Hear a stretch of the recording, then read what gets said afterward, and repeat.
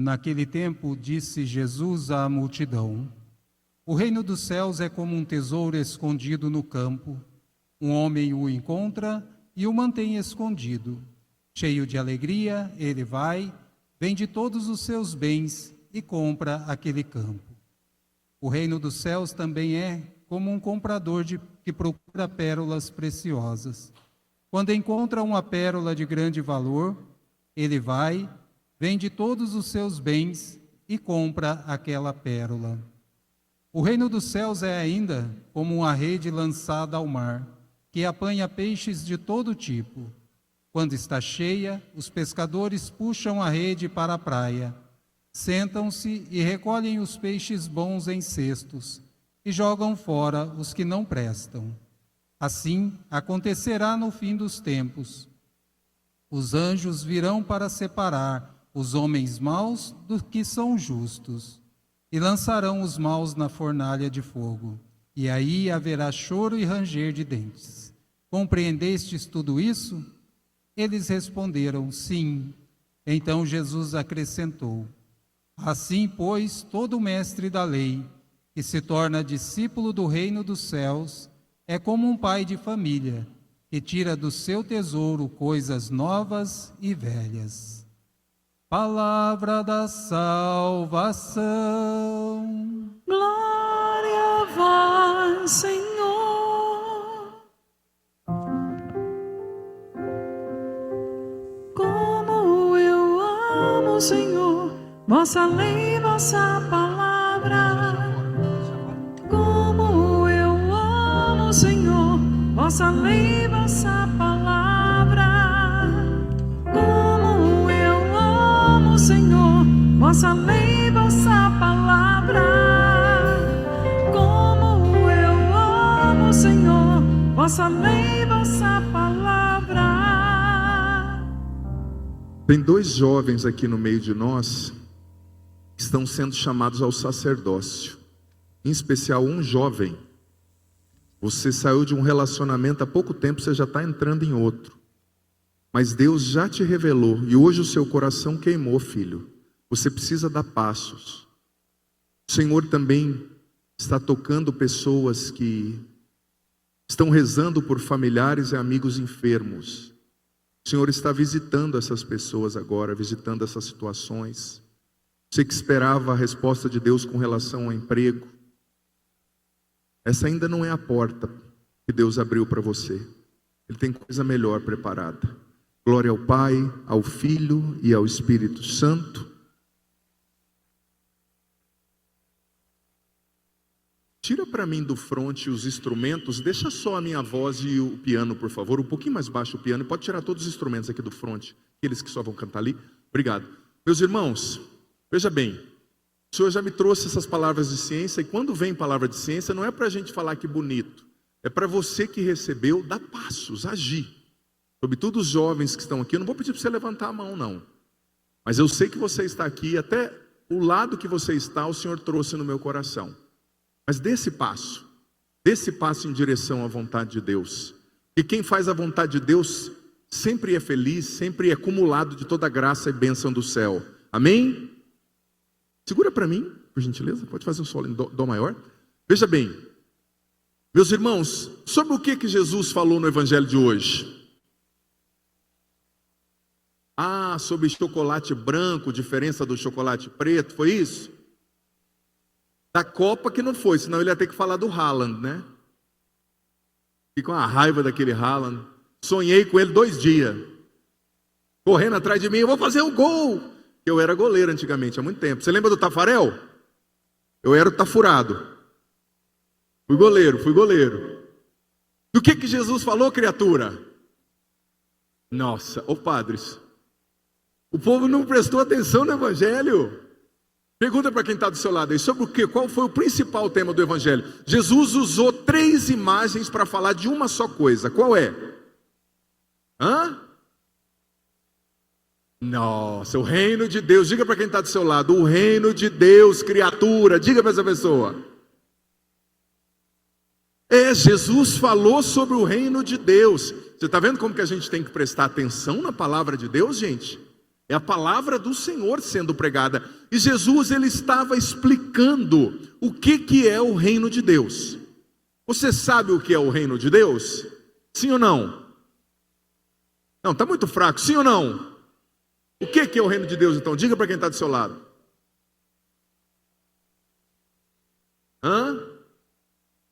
O Papa Bento XVI dizia que o reino de Deus é a vida de Deus, a salvação de Deus acontecendo em nós. Repita depois do padre: o reino é a vida de Deus. O reino é a salvação de Deus acontecendo na minha vida, no meu coração. Veja bem, para nós é muito distante, né? Mas para o judeu, eles sempre diziam que quando viesse o Messias, né, o esperado, aquele que tinha sido prometido no Antigo Testamento, o reino de Deus começaria. Então Jesus está explicando realidades que concernem o reino de Deus. Qual foi a primeira imagem que ele usou? A imagem de alguém que comprou um campo. Vou fazer uma pergunta: alguém aqui tem conta em banco? Levanta a mão. Vou dizer para você igual um padre amigo meu. Tem um padre amigo meu que é muito engraçado, né? Aí no aniversário você fala: meu irmão, Deus te abençoe, um abraço. Ele fala: que abraço o quê? Eu quero um Pix, né? Vou pedir para você, manda um Pix. Por quê? Porque na época de Jesus, sabe como é que funcionava o banco? Não tinha banco. Então a pessoa tinha lá tantos talentos de ouro, de prata. O que ela fazia? Ela cavava no chão. Por quê? Porque tinha muitos perigos, gente. Tinha que pagar muito imposto para o Império Romano sobre o dinheiro. Tinha perigo de ladrão entrar na sua casa. Uma vez que você não tinha banco, você deixava o dinheiro debaixo do colchão, né? Quem aqui tem dinheiro debaixo do colchão? Não levanta a mão não, não levanta a mão não. Vai que tem um ladrão aí que hoje está querendo se converter, mas não se converteu tanto aqui assistindo, participando, e vai te fazer uma visita depois, né? E você, se for ladrão, se converte, cara de pau. Mas voltando ao assunto, as pessoas cavavam e guardavam o dinheiro debaixo da terra. Só que tinham os mão de vaca sempre tem. Você conhece algum mão de vaca? Sim ou não? Que São José não tem mão de vaca não, né? Ele que atravessa o mar com um sonrisal na mão e não dissolve. O cara não abre a mão para nada. O mão de vaca enterrava o dinheiro e não contava nem para a esposa. Seu marido é mão de vaca? Não levante a mão. Vai que ele está aqui também, né? Aí o que acontecia? O cara morria. Ninguém sabia onde estava o dinheiro. Aí você ia, comprava o campo. De repente você tropeçava num negócio lá, fala: que negócio é esse? Esse negócio brilhante no chão. Você via, era uma moeda. Você falava: pô, vou cavucar aqui, né? Vou cavar. De repente um baú de ouro, de talentos, de prata. Então Jesus falou: o reino é como quando alguém compra um terreno. Você está vendo como para os interlocutores de Jesus, para as pessoas daquela época, como isso fazia sentido? É como alguém que compra um terreno e sem saber encontra um tesouro. Você que é casado? Você é casado? Levanta a mão aqui quem é casado. A esposa está aí do seu lado? Está do seu lado? Se tiver, diga assim para ela, ou o marido, fala assim: olha, eu não sabia quando eu comprei esse terreno que viria um tesouro que é você, meu amor. Aproveita, vai. Torne isso romântico esse momento. Vai que ela está brava com você porque você não colocou o lixo para fora, não lavou a louça. Aproveita o momento. Brincadeiras à parte, Jesus disse: o reino é como quem compra esse terreno. Ele não sabia, junto com o terreno vem o tesouro. O que isso quer dizer?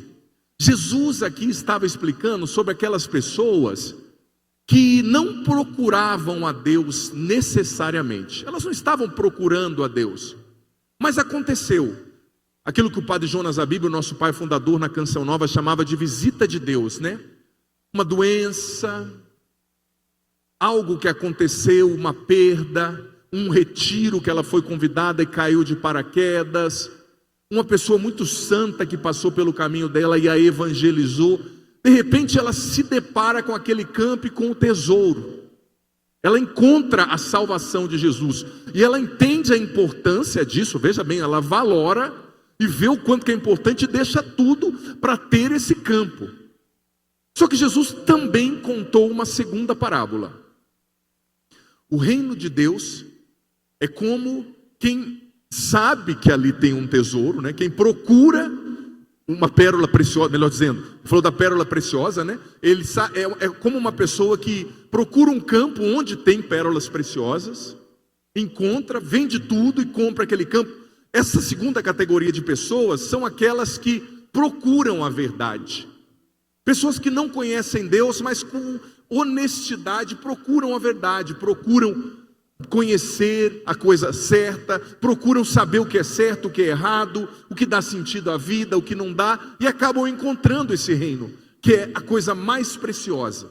Essas duas parábolas são muito interessantes. Todavia, a que mais chama a minha atenção é a terceira. Qual é a terceira imagem que Jesus usou para falar do reino dos céus? Fala aí para mim, bem alto, vamos ver se você prestou atenção mesmo.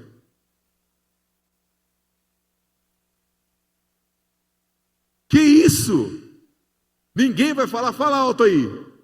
O Padre Edson vai dar uma caixa de bombom para quem falar. Hã? A rede, gente, a rede. Quem aqui já pescou? Levanta a mão. Pescou mesmo? Eu já fui pescar com meu pai uma vez. Minha mãe falou, meu pai é caminhoneiro, né? Viaja muito. E eu era gurizão, ela falou assim, você não convive com seu filho direito? Aproveita que você está em casa, vai pescar. Eu e meu pai fomos, depois de 15 minutos, passamos na peixaria, compramos uns peixes, levamos para ela, e até hoje ela não sabe a história, ainda bem que não é transmitido. Aqui pela TV, ela acha que eu e meu pai somos pescadores, mas é mentira, não somos nada. A gente não mentiu, a gente só falou, a gente encontrou esses peixes, né, tal. Mas o que Jesus está falando? Ele está falando que o reino de Deus é como uma rede. E para quem que ele estava falando isso? Quem estava mais perto dele? Qual era a profissão antiga daqueles que o seguiam? Eles eram pescadores.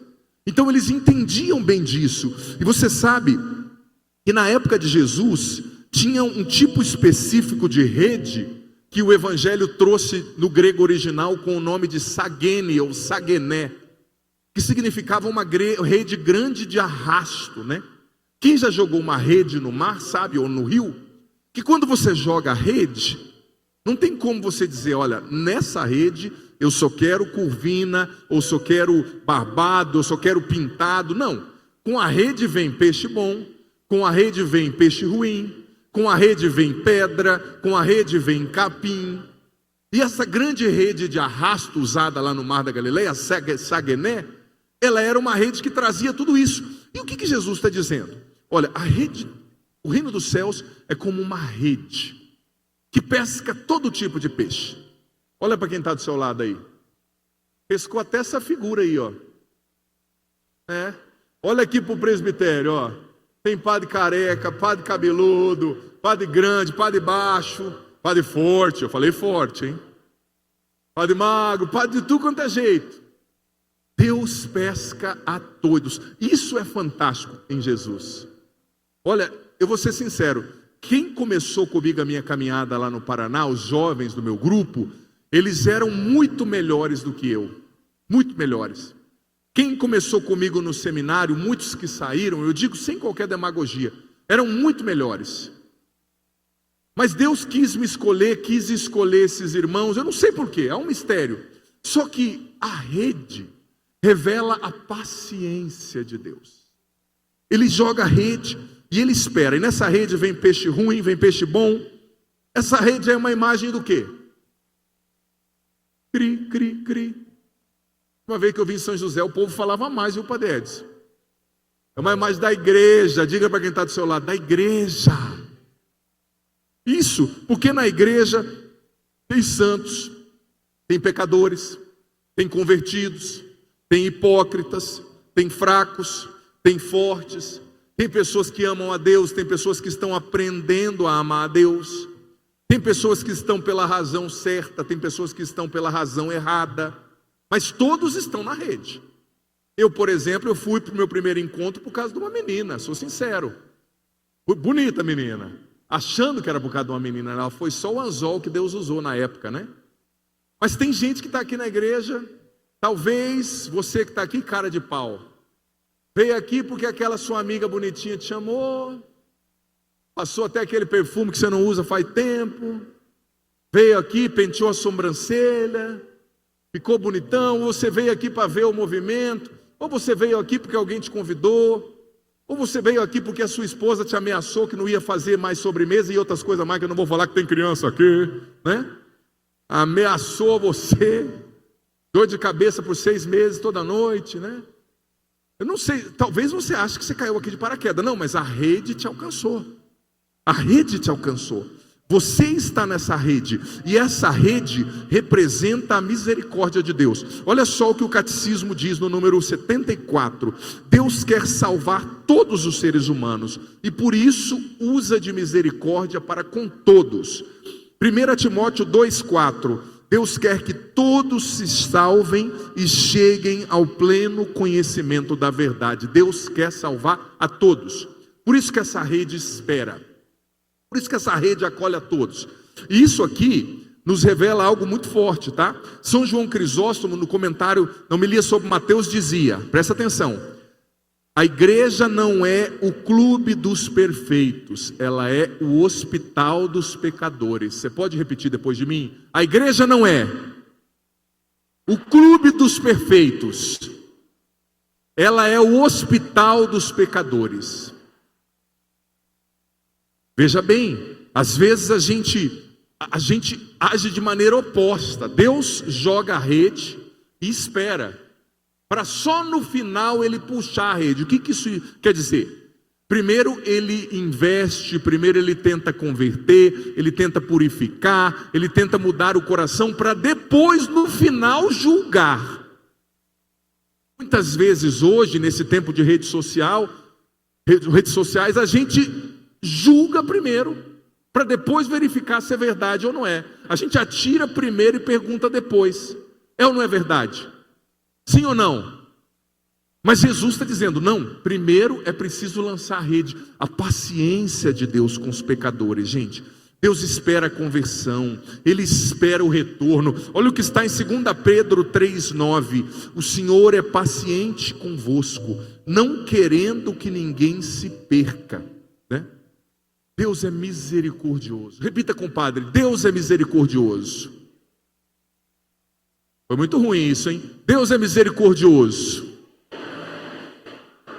Deus é paciente. Deus dá tempo para conversão. Deus investe em mim, para só no final julgar. Mas veja bem, ao mesmo tempo que Deus é paciente, Ele também é justo.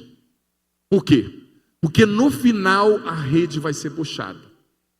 E aí, os anjos vão separar os bons dos maus. Os anjos vão separar os justos dos injustos. E veja bem, estar na rede não é garantia de salvação. Estar na igreja não é garantia de salvação. Você precisa se tornar um peixe bom. Porque tem muita gente dentro da igreja, me perdoe, vivendo no pecado, na mentira, na hipocrisia, querendo aparecer, só querendo seguidores. Às vezes a pessoa é coordenadora de um grupo, de uma coisa, mas destila amargura, recalque, maldade, fala mal de todo mundo, orgulhosa, vaidosa, impura. Eu vou na igreja. Tem gente que diz para mim, uma pessoa me disse, padre, eu não rezo tanto, sabe, né? Mas meu tio era bispo. Falei, então teu tio vai para o céu, você vai para o inferno, infeliz, né? Você que está aqui dizendo, mas minha esposa é rezadeira. Não, a sua esposa se salva, e você, você tem que corresponder à graça. Não importa estar na rede. Eu estou na rede, mas no final vai haver a separação. Repita comigo, no final vai haver a separação. Gente, essa é uma verdade que o mundo não quer receber, não quer engolir. A gente acha que todo mundo está certo, a gente não pode corrigir ninguém, mas olha o que Santo Agostinho dizia no Sermão 90, comentando esse evangelho: agora os maus e os bons estão misturados. No dia do juízo final ou particular, com a morte sua, haverá a separação. Enquanto há vida, há conversão. Enquanto você está vivo, é o tempo da misericórdia. A partir do momento que você morrer, começa o tempo da justiça. Sabe? Por isso a gente tem que entender, meus irmãos, que os dias são maus e que a conversão sincera, a bondade é uma necessidade urgente. Porque não é impossível você viver a vida inteira traindo a Deus, mesmo dentro da igreja, e depois querer viver uma eternidade feliz do lado dele. Não vai acontecer. Você sabe que certa vez um lenhador estava com o seu neto e queria ensinar ao seu neto um pouco do seu trabalho. O neto era criança, não muito pequeno, mas ainda criança, pré-adolescente. E aquele dia o vovô, lenhador, tinha que serrar, cortar uma árvore bem inclinada. Sabe, tem umas árvores que crescem tortas assim, inclinada para a direita. E enquanto o vovô ali cortava a árvore, cortava, o neto só prestou atenção. De repente, sem novidade nenhuma, a árvore caiu para o lado que ela estava inclinada. E o neto disse: mas vovô, eu tinha esperança da árvore cair para o outro lado? E o lenhador experiente disse: nunca. A árvore cai para o lado no qual ela se inclinou a vida inteira.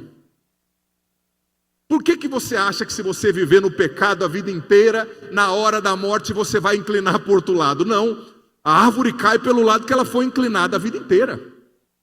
Se você e eu vivermos no pecado, na mentira, na impureza, ou o que é pior, talvez você não está no pecado, talvez você não está na mentira, talvez você não está no adultério, talvez você não está na corrupção, mas você, talvez, eu, talvez, estejamos numa vida morna, numa vida tíbia, sem rezar, sem incomodar o inferno, sem nos converter de verdade, distraídos.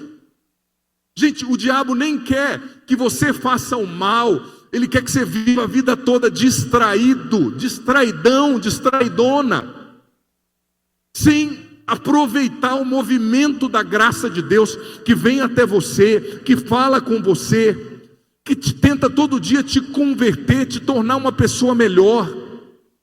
Mais uma vez eu digo, a árvore vai cair para onde ela esteve inclinada a vida inteira. E é horrível, vou dizer para você, nada me entristece mais e me indigna mais do que ver uma pessoa velha, mais velha, que viveu décadas de vida e que não soube aprender nada. A pessoa é velha, mas continua maldosa, continua, sabe, apegada a picuinhas que aconteceram há 70 anos atrás, continua impura, continua orgulhosa, continua falando mal dos outros, continua com raiva, continua falando, prejudicando as pessoas. Ela não vê que o fim está próximo, que ela precisa mudar de vida. Gente, a conversão é uma urgência. A árvore cai para o lado do qual ela se inclinou a vida inteira. Não acha que vai acabar em pizza. Não, quando eu morrer vai dar certo. Não vai. Porque, veja bem, quem aqui já tirou um raio-x? Levanta a mão. A minha avó ia falar, uma chapa. Já viu isso? Eu vou lá tirar uma chapa da minha boca. Vai, vó, minha nona. Olha, talvez tenha alguém que trabalha com radiologia aqui. O que a chapa faz? Quando você vai tirar uma chapa do pulmão, ela inventa alguma coisa? Não, ela mostra o que está dentro do seu pulmão. Se tiver um tumor, ela vai mostrar. Se tiver uma mancha, ela vai mostrar. Se tiver uma costela quebrada, o raio-x vai mostrar. O juízo vai ser assim. O juízo não vai inventar o juízo final, a rede puxada. Ela só vai mostrar para onde a sua vida se inclinou. Meus irmãos, a conversão é uma urgência. A evangelização é uma urgência. A santidade é uma urgência. Eu não sei se você percebeu, filho, filha, mas os dias são maus. Os dias são maus. Presta atenção, assiste uma série, coisa que os nossos jovens mais fazem hoje. Gente, quem não tem senso crítico para assistir uma série, você vai perceber que na série eles querem levar você a pensar o que você não pensa, acreditar no que você não acredita, ter como normal o que você nunca acharia como normal, o que o seu pai e a sua mãe não te ensinaram. Nós estamos sendo manipulados. É a desconstrução do masculino, é a desconstrução do feminino, é a desconstrução da família. E os cristãos, me perdoe a palavra, muitas vezes bobocas, quietos, vendo a sociedade ser destruída, vendo a família ser destruída e sem fazer nada. Eu não estou dizendo para você sair brigando com todo mundo, mas você precisa ser sábio, você precisa se converter. Eu preciso me converter, eu preciso ser santo de verdade. É o que o Padre Jonas nos ensinou na Canção Nova sempre, ou santos ou nada. Eu preciso ser bom de verdade, não de aparência. Não adianta só estar na rede, gente. Você precisa viver uma conversão de verdade. Ou você é meio católico, ou você é meio da igreja. Não, você precisa ser católico de verdade, aquele cristão que incomoda, não porque é chato, porque tem uns que incomodam porque é chato. Incomoda porque é santo, porque onde passa exala o perfume do céu. Existem pessoas, me perdoe, que elas nos incomodam pela sua santidade. Onde elas passam, elas exalam o perfume do céu. Deus não quer que você seja um católico meia boca, filho, porque o tempo é mau, o momento que nós estamos vivendo é mau, a rede vai ser puxada. Eu e você precisamos ser santos de verdade, ser bons de verdade, amar a Deus de verdade. Gente, eu acabei de vir, um mês e meio atrás eu fui para uma peregrinação. A Terra Santa ainda está fechada, então nós estamos indo para outros lugares. Fui para o Japão, para uma peregrinação que passou pelo Japão. E dentre muitas coisas bonitas que eu aprendi lá no Japão, a Nossa Senhora de Akita, ou Akita, não sei se você já viu uma mensagem forte que é lá do Japão, né? A aparição de Nossa Senhora, complemento da mensagem de Fátima, bem dizer, os mártires, como São Paulo Miki, os lugares onde São Francisco Xavier passou, o samurai que vai ser canonizado agora, que já é beato, muita coisa linda. Mas uma coisa que me chamou mais atenção foram os mártires do Japão. Gente, tinham 500 mil católicos quando começou a perseguição. Quando acabou tinha 20 mil. Mais de 300 mil foram mortos. E sabe como eles matavam os padres lá no Japão? Eles penduravam o padre de ponta cabeça, o padre negar Jesus, faziam um buraco no chão, colocavam a cabeça do padre dentro do buraco, enchiam o buraco com excremento, às vezes com escorpião, com cobra, tapava com uma madeira e deixava o padre com a cabeça dentro desse buraco a noite inteira. E faziam um furo aqui para vazar o sangue não ir para a cabeça e ele não morrer, ele ficar naquela agonia. Às vezes o padre ficava 5 dias e 5 noites lá. Tirava um pouquinho no meio do dia e voltava, para ver se negava Jesus. Gente, vendo aquilo lá, eu conheci a história de muitos padres que deram a vida, mas de muitos padres que apostataram no meio da perseguição, no Japão. E claro, talvez nós não estejamos nessa perseguição que eles tiveram lá no Japão. Só que lá eu me perguntei, se eu, o padre Adriano Zandoná, tivesse nesses anos de perseguição, será que eu teria dado a minha vida por Jesus? Ou será que o meu cristianismo é só na rede social? Só quando eu posto versículos bonitos? Quando eu posto mensagens de fé? Não, a minha fé precisa ser autêntica, gente. Porque eu digo para você, quem for cristão fake não vai aguentar. Quem não for católico de verdade não vai aguentar. Quem não tiver o joelho cheio de calo não vai aguentar. Quem não rezar o rosário não vai aguentar. Os tempos são maus. Você já percebeu que existe um combate contra a família, contra a sua família? Você já percebeu que está mais difícil? O que eu mais escuto é as meninas jovens, coisas mais lindas, bonitas, inteligentes, falando: padre, me dá aquela benção. Qual, filha? Aquela de Santo Antônio, padre. Precisando achar alguém, padre. Está difícil o mercado. Não tem os meninos, os homens cada vez mais menino. Uns já não estão gostando muito do negócio. Outros já não tá difícil formar uma família hoje em dia. Outro com 40 anos com a cabeça de 12. Não quer namorar.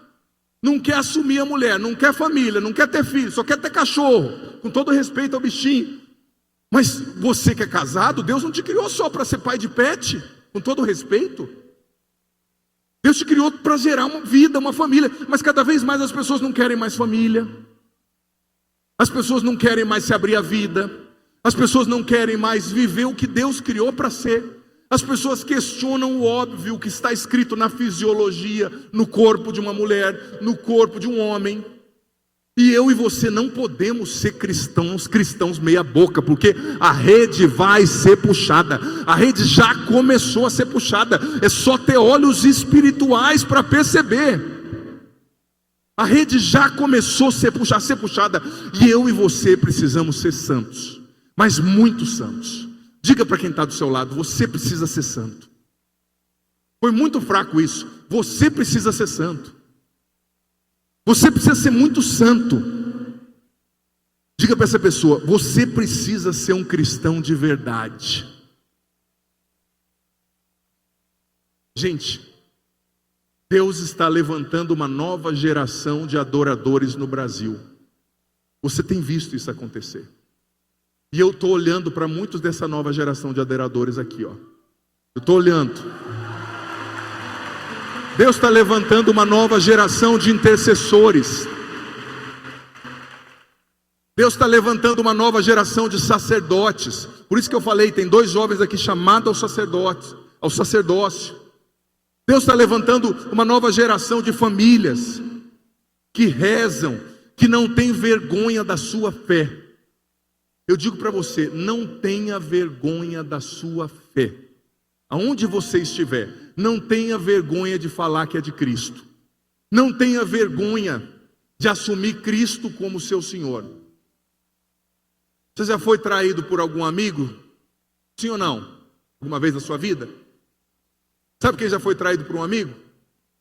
Jesus, Judas. Estou abrindo um outro assunto dentro do contexto, você vai entender. Judas Iscariotes.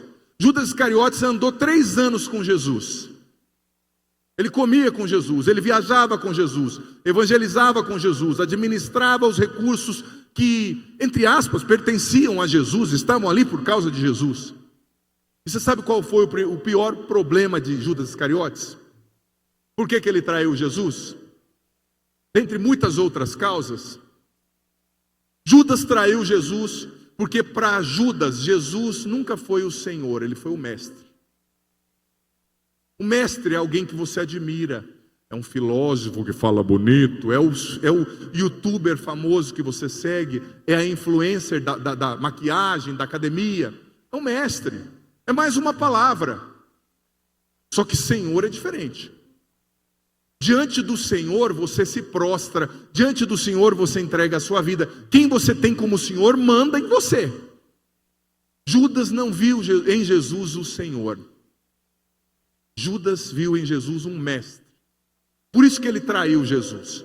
E eu digo para você, muita gente não evangeliza, não fala de Deus, não dá a cara a tapa, porque Jesus ainda não é o Senhor da sua vida. Ele só é um mestre que você admira. O dia que ele se tornar Senhor, você vai falar dele até para os passarinhos, até para os pernilongos, porque você não vai ter vergonha. Jesus é o teu mestre ou ele é o teu Senhor?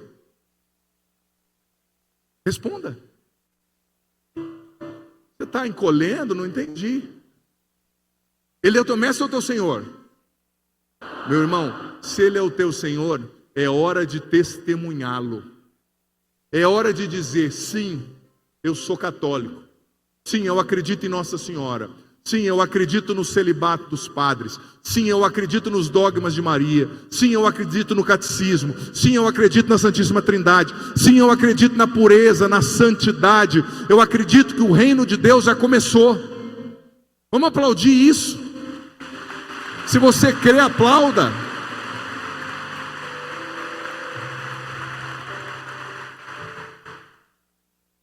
a rede vai ser puxada. E Deus continua contando comigo e com você. Deus está levantando um exército de profetas. Gente, eu louvo a Deus pelas pessoas que tiveram a coragem de testemunhar Jesus para mim.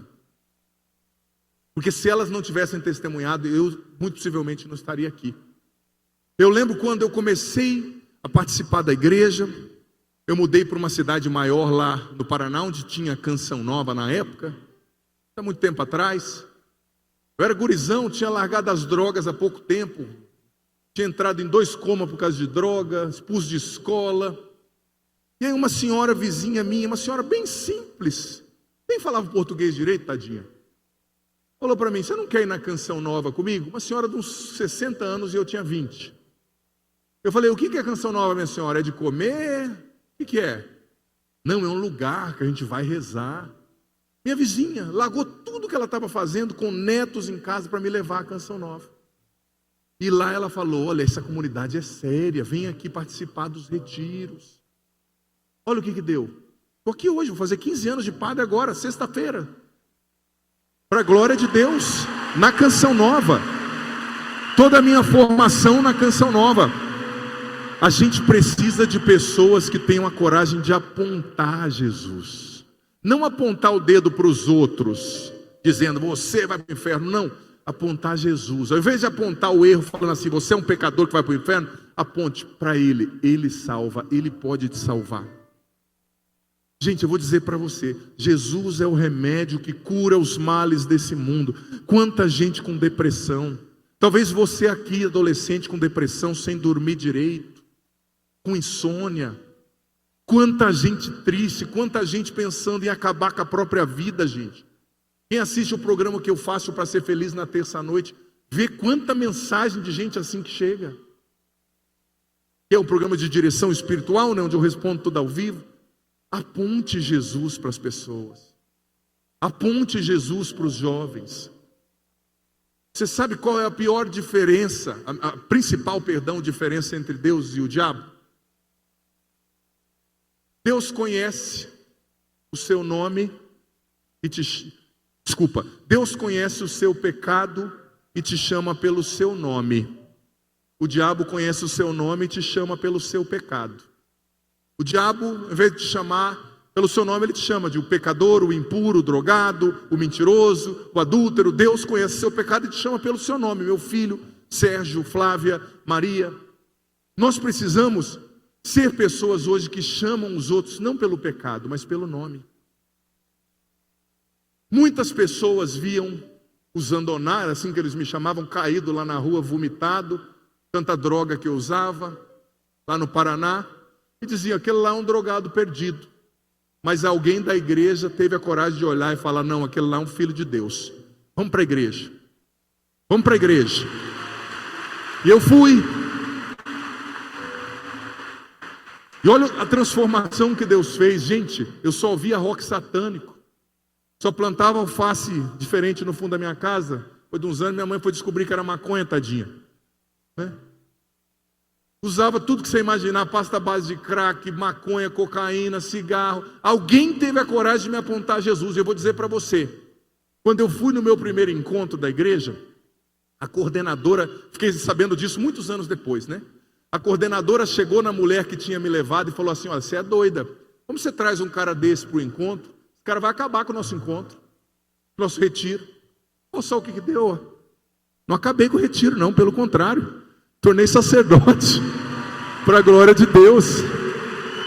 Então aquele que você acha que é o pior, aquele que você acha que não tem jeito, aquele que você acha que está perdido, aquele que você olha e fala: esse aí, é assim que olhavam para mim.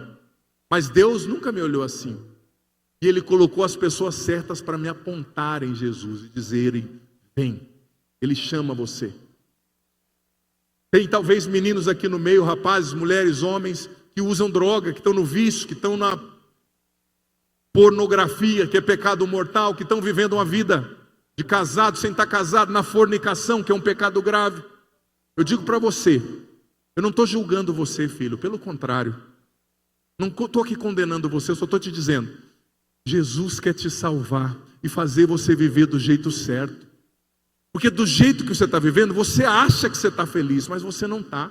O pecado te mata, o pecado te destrói, o pecado te humilha.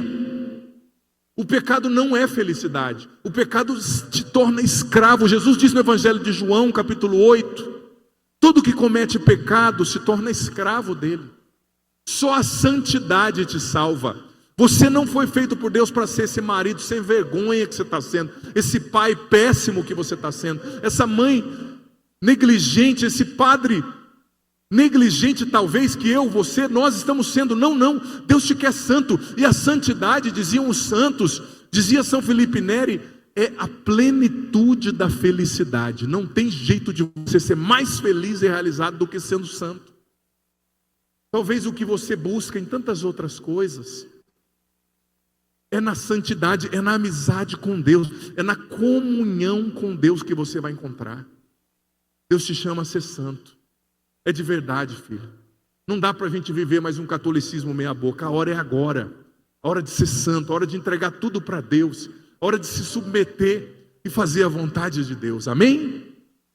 Dá uma chacoalhada em quem está do seu lado, fala assim, ó, a rede vai ser puxada. É a hora de se tornar um peixe bom. Vamos ficar em pé?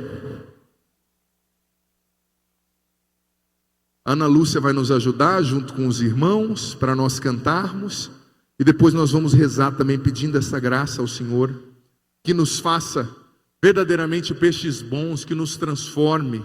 Na verdade, Ana, até melhor, eu quero encerrar esse momento, vocês podem nos ajudar, pedindo sobre nós o Espírito Santo. Eu quero ter esse momento rápido de batismo no Espírito Santo, porque por nós mesmos, gente, nós não vamos conseguir ser peixes bons. Por isso que eu digo, não se sinta humilhado, condenado, não, é pelo Espírito Santo, é Deus quem vai nos levar além.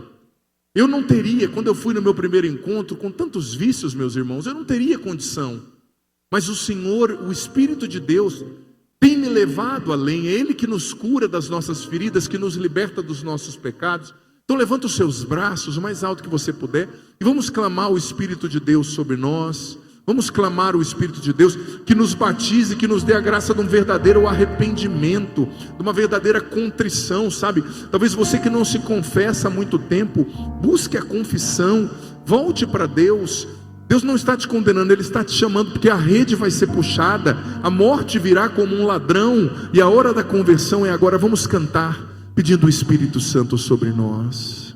Eu navegarei, solta a voz, canta isso, no oceano do Espírito,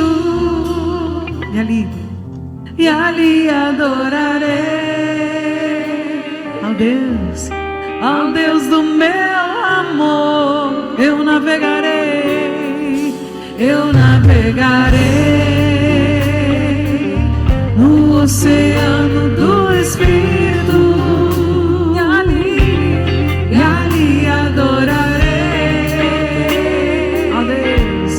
ao Deus do meu amor. Espírito, que desce como fogo. Vem como em Pentecostes, e enche-me de novo, Espírito,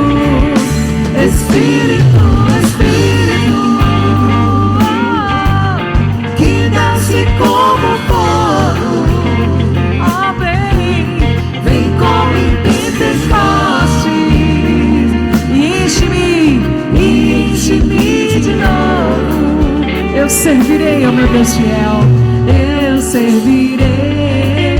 Pegue seu braço, solta a voz. Ao meu Deus, ao meu libertador, aquele que venceu, eu servirei,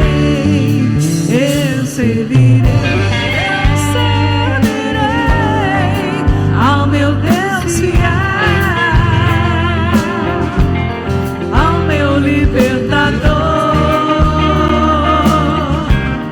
aquele que venceu.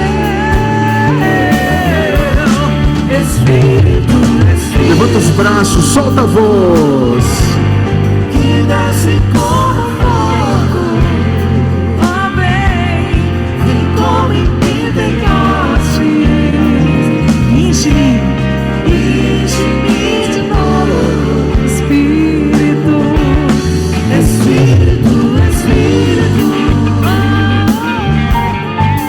desce como fogo, ó vem como em Pentecostes. Enche-me de novo. E com os braços erguidos agora, peça o Espírito Santo sobre você, amado filha. Amado filho, amada filha, peça mesmo o batismo no Espírito Santo, que o Espírito Santo te purifique de tudo, te purifique das impurezas, dos pecados, das mentiras, das mágoas, talvez te capacite a dar o perdão que você precisa dar, te liberte dos vícios, te liberte das impurezas, dos apegos, dos pecados de estimação. Vem Espírito Santo nos batizar nessa hora, vem Espírito Santo dos quatro cantos do céu, como um fogo sobre esse lugar, sobre cada um que está aqui, sobre quem nos acompanha pela rádio. Vem nos abençoa, Espírito Santo, vem nos batiza, Espírito Santo. Eu peço a tua unção sobre nós, o teu fogo sobre nós, como o Senhor vem em Pentecostes, vem sobre cada um aqui em casa, Espírito Santo. Como o Senhor vem em Pentecostes, vem nos convencer agora a respeito do pecado, da justiça, do juízo. Eu peço, Espírito Santo, que todos nós tenhamos aqui em casa um encontro pessoal com Jesus Cristo. Vem, Espírito Santo, transformar nossa mentalidade, talvez tão inundada, tão moldada por esse mundo, tão moldada por tantas coisas contrárias ao Evangelho, tão moldada por conceitos ideológicos que se levantam contra o conhecimento de Deus. Vem nos batizar, Espírito Santo. Derrama o teu fogo nesse lugar, Espírito Santo, que todos e cada um de nós sentamos o teu fogo, o teu poder aqui nesse lugar, Espírito Santo. Vem como um fogo, vem dos quatro cantos do céu, Espírito Santo. Vem levantar mesmo uma nuvem de profetas. Vem levantar, Espírito Santo, intercessores. Vem levantar, Espírito Santo, pessoas que apontam Jesus, pessoas que evangelizam, um exército, como eu profetizei, de adoradores. Vem levantar, Espírito Santo, um exército de pessoas que adoram o Santíssimo Sacramento, que vivem a doutrina cristã católica, que anunciam a salvação em Jesus Cristo.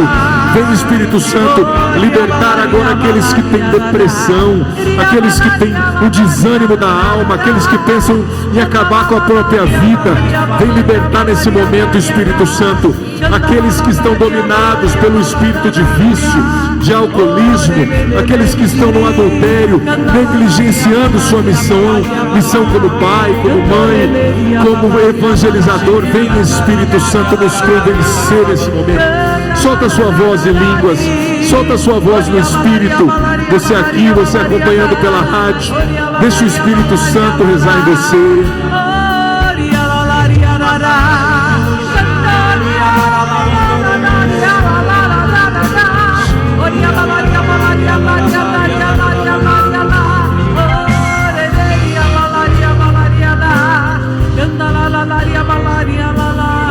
E me veio ao coração quantas vezes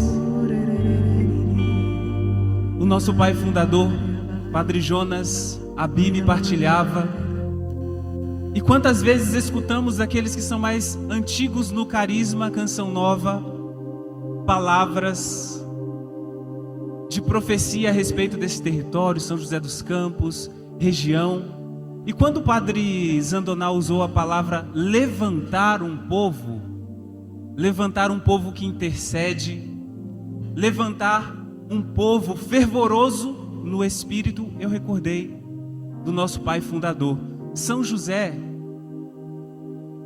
sempre chega aos nossos ouvidos como uma terra do fogo, uma terra do Espírito Santo, onde o Espírito Santo faz florescer novas comunidades, novas realidades carismáticas. E a palavra levantar cai para nós como uma ordem para nós. Nós temos o compromisso de levantar um povo que reza, Um povo que clama o Espírito Santo e que expande o batismo no Espírito Santo. Então erga seus braços mais uma vez. E agora você vai soltar a sua voz no Espírito. Vá rezando e vá permitindo que a oração em línguas se transforme em um canto em línguas neste teatrão em que estamos agora. Vá, reze, porque eu sei que aqui em São José tem pessoas que rezam. Tem carismáticos em São José dos Campos e região. Aumenta o tom da sua oração. Vá rezando com a ajuda do ministério. Nós vamos subindo esta oração e nós vamos gravar na nossa mente esta palavra. O Senhor levanta um povo que reza.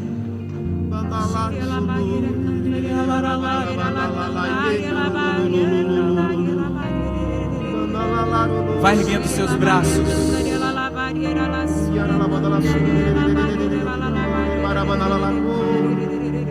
Agora cante: Espírito, Espírito. Espírito, Espírito, que desce como fogo. Oh, vem como enche-me de novo. Enche-me de novo. Espírito, ainda mais forte. Espírito, Espírito, que desce como fogo. Amém. Vem como em Pentecostes.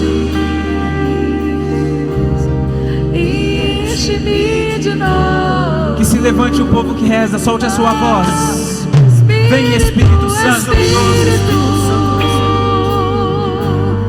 Que desce como fogo.